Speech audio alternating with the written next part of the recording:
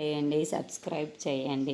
సుమనకి 70 కోట్ల ఆస్తి రావడంతో చాలా సంతోషంగా అమ్మవారి పూజ చేస్తూ ఉంటుంది.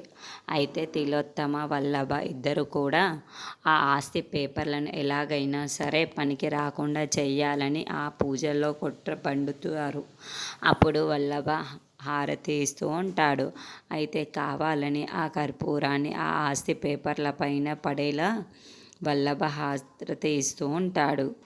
తరువాత ఆ హారతి పేపర్పై పడిపోతూ ఉంటుంది. అయితే వెంటనే విశాల్ ఆ అడ్డుగా వచ్చి వెలుగుతున్న కర్పూరాన్ని పేపర్ పైన పడిపోతూ ఉంటే తన చేతిని అడ్డుగా పెట్టి ఆ కర్పూరాన్ని తన చేతితో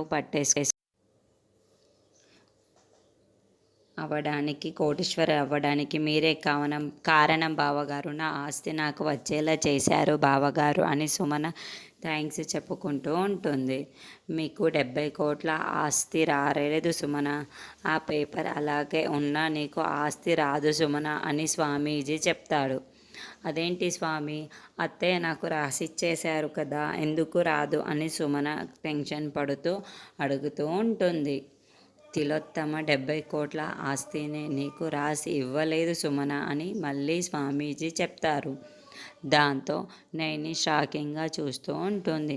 స్వామీజీ మాటల్లోనే అంతరార్థం ఏమిటి అనేది ఆలోచిస్తూ ఉంటుంది.